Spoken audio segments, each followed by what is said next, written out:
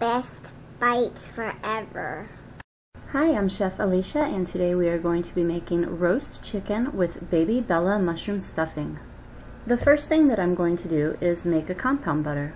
I have kosher salt and fresh ground black pepper, brown sugar, dried thyme, a little bit of sherry, and some very soft butter, which I'm adding into my mini food processor. If you don't have a mini food processor, no worries, you can totally do this by hand with a bowl. It just takes a little bit more work, that's all. Now I'm going to take about half of that compound butter and I'm going to rub it on the inside of my chicken. This is really helpful in getting the flavor into the meat. You don't want to just do the outside of your chicken, you want to make sure that you do the inside as well. So I'm just rubbing it in there and I'm concentrating mostly on the underside of the breast.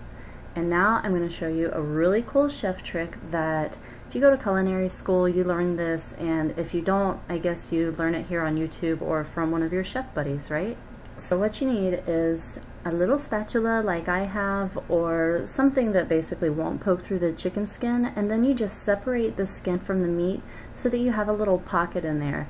And this is really great to put either compound butters under there, and it's also really good if you have a dry rub or something like that, something that you're going to use to flavor the meat. You always want to put it under the skin because, again, the flavors that you use aren't really going to penetrate that skin as well as if you just do it this way and you get that flavor under there.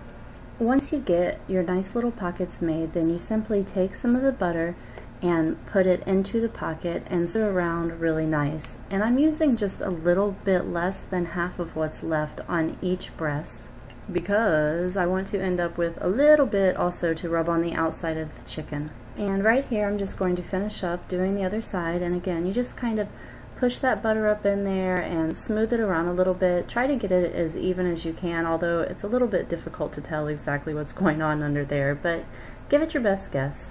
And take what you have left of your compound butter and give your chicken a little chicken massage with it, and make sure that you do his legs and his chest and everything, and go ahead and flip him over and do his back too.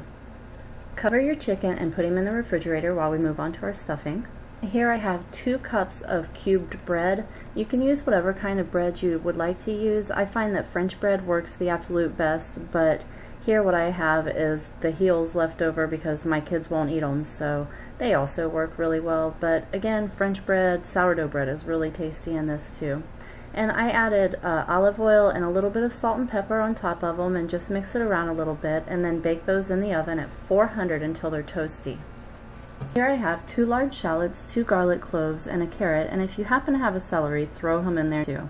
And go ahead and slice all of those up. Try to get all the pieces even. That's really the key. So all of my carrots are the same size, my shallots are the same size, and so on and so forth. And now I'm coming over to my pan where my delicious melted butter is waiting for me, and I'm going to add my chopped carrots into this pan, and I am also going to add a little bit of kosher salt and a little bit of fresh ground black pepper into the pan with it. And then just give your carrots a nice little stir so that they're coated in the butter and salt and pepper. It's always really helpful to add just a little bit of salt and pepper each time you add something into your pan, and this really helps avoid having to season later, so this is a good opportunity to get that flavor in there while you're cooking. And there go my beautiful shallots. My carrots have been sauteing for about 3 to 4 minutes at this point, and I'm going to add my shallots in with those and stir them around a little bit, and again a pinch of salt, a pinch of pepper, and with those guys, and give them a little stir. And I'm going to saute this together for about another minute. I'm not trying to get any browning or anything like that, so I'm just kind of gently cooking, I guess. And this is my garlic going in, my 2 cloves of minced garlic, and again I'm just going to stir it around a little bit and get everything nice and coated with the butter and salt and pepper. And here come my baby Bella mushrooms, which I have cleaned obviously, and then I just sliced them up. They're about 1/4 of an inch thick, which I think is really good for this stuffing. And again, just stir them around. I'm going to add another touch of the kosher salt and fresh ground black pepper into the pan. And we're looking at, I don't know, about 4 minutes later here. You can see that everything has cooked down really beautiful, and it is starting to smell absolutely ridiculously amazing. The next thing that I'm going to add in are those yummy toasty little bread cubes that you made in the oven. And did I tell you those took about 5 minutes in the oven? If I didn't, they take about 5 minutes at 400. So let's go ahead and add those guys in, and yeah, we'll take you crumbs too, why not? Okay, so this is one of the things that you can add to the pan without adding salt and pepper, because guess what? You already added your salt and pepper to your little cubed breads right before you put them in the oven, so it's already in there. You don't even have to worry about it. So go ahead and just stir those little guys in and get them nice and yummy and mixed with everything else. And now I'm adding in some dried thyme. Sprinkle, sprinkle, sprinkle, sprinkle. Okay, perfect. And I'm going to stir that in so everything gets nice and evenly coated with my dried thyme. And the next thing that I'm going to add in is some chicken stock. And the amount that you add in is really going to be up to you, because some people like their stuffing to be a little more moist, and some people like it to be kind of crunchy on the outside and like, you know, mushy on the inside. So I'm adding just less than a cup, maybe 3/4 of a cup, because I like mine to be kind of soft on the inside and crunchy on the outside. After you have that chicken stock nice and stirred in, I'm going to add some sherry on top of that. And you can add this in earlier in the recipe if you want to, but I add it in at the end because I think that it makes the flavor of the sherry come out a little bit more. Hello, Chin. It is time to stuff you. Don't worry, this isn't going to hurt chicken. We're just going to fill you up with some delicious stuffing and make you tasty, okay?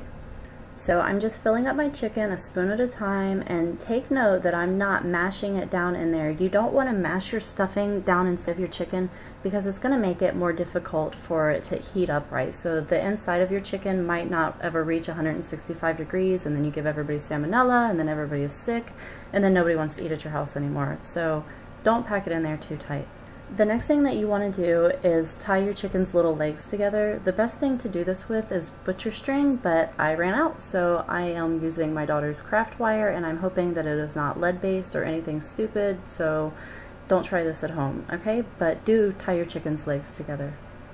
Okay, I think I've just about got it here. Perfect.